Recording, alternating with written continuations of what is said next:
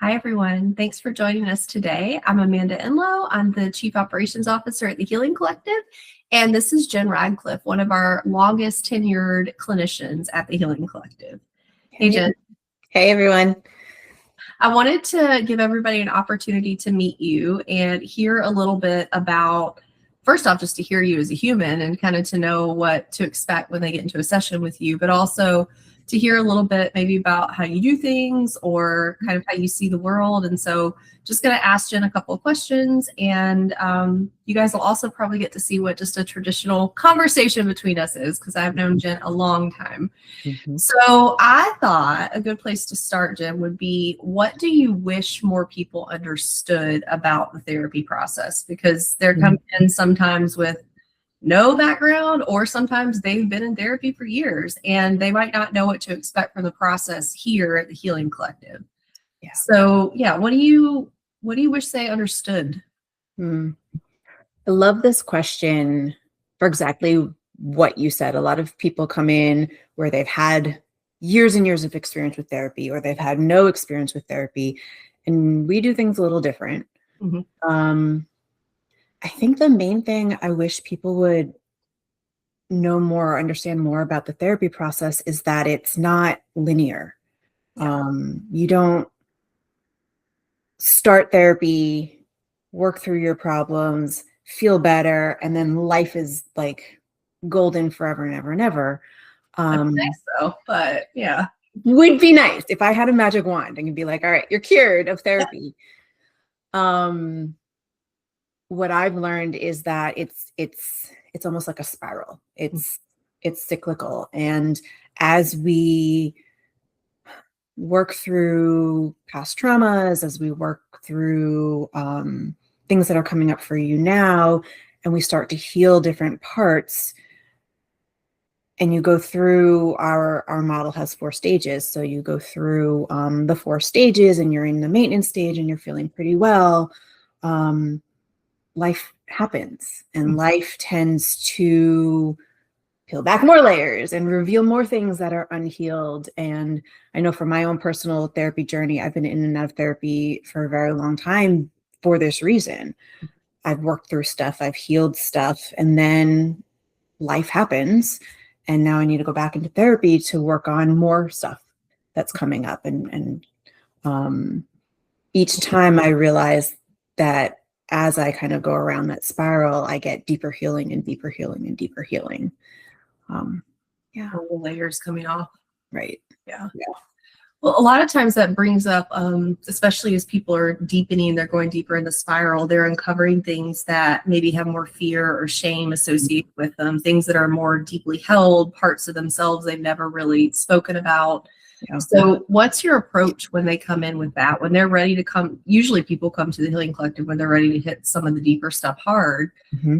What's your approach when a client brings some of those themes in? We call it shadow work, and it's one of my favorite things to work with. As a therapist, it's one of my favorite things to work with. As a client, it's probably my least favorite thing to work through. Yes. I think when a client comes in ready to work through the shame and those parts of themselves that I know for me as a person, I don't like to look at, they're oftentimes for me the deepest part of myself that I try to hide away, especially when there's shame around it. I want to help the client name it and identify it and externalize it. Mm-hmm.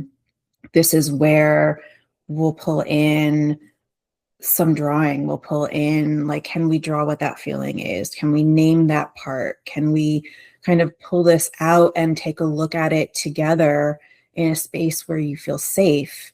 And that way you don't have to continue to hide it, face it alone, let it continue to kind of haunt you. Mm-hmm. Let's have a conversation with it, because oftentimes what I find is those parts of ourselves that hide in shame are they're really scared. Mm-hmm. They want to be seen, they want to be heard, and they're doing all the wrong things for the right reasons. They're trying to get you to act a certain way. They're trying to scream out loud as they can in your head because they don't know another way to be. Yeah. So I think for me, part of the process is to identify it, name it, bring it out so we can have a conversation with it, so we can take a look at it, shine some light on it together. And then it's kind of like the analogy in my head is the monster in the closet. Mm-hmm. And so let's go ahead and open the door and turn the light on, and the monster in the closet, maybe instead of being this big, is really this big. Or maybe it's not a monster at all. Maybe it's just a basketball or something. And I love that. What are some of your favorite patterns or themes to work through with clients, or maybe some of your favorite things to do in therapy, or what can they expect with you? Mm-hmm.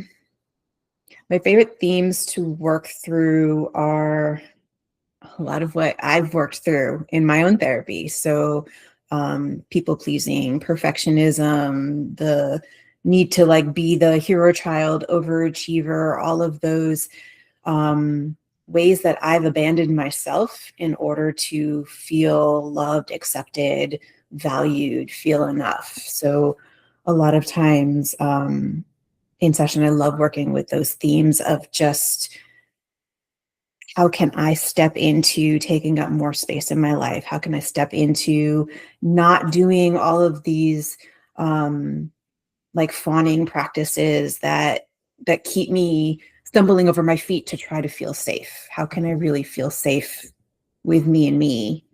And then the rest is just extra.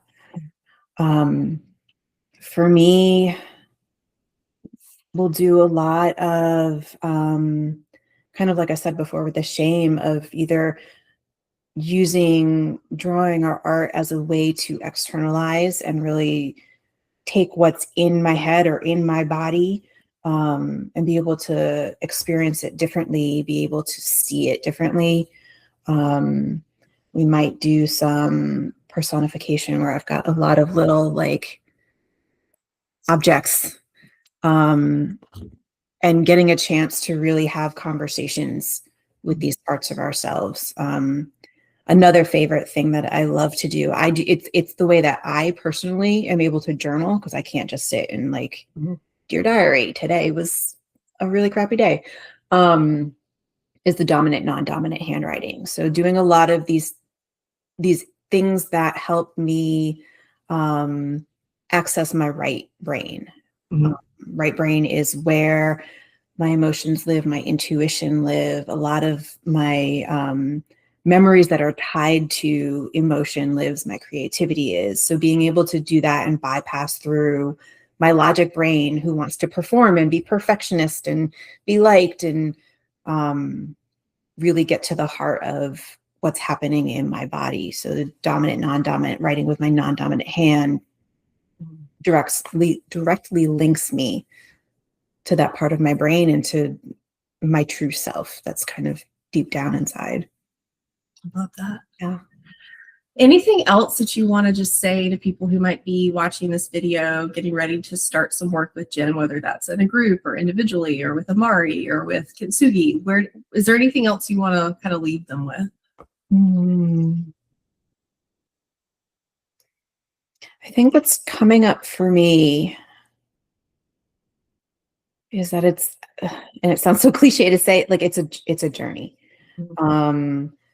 So I love when clients come in and like we're raring to go and they really want to dig deep. And part of my job is to slow it down and help you feel and be in your body, and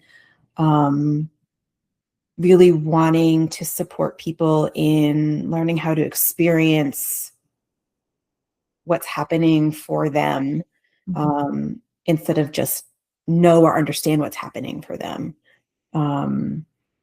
And I think working with me, you're not going to experience relief overnight, and that's okay, because the goal is the long-term relief.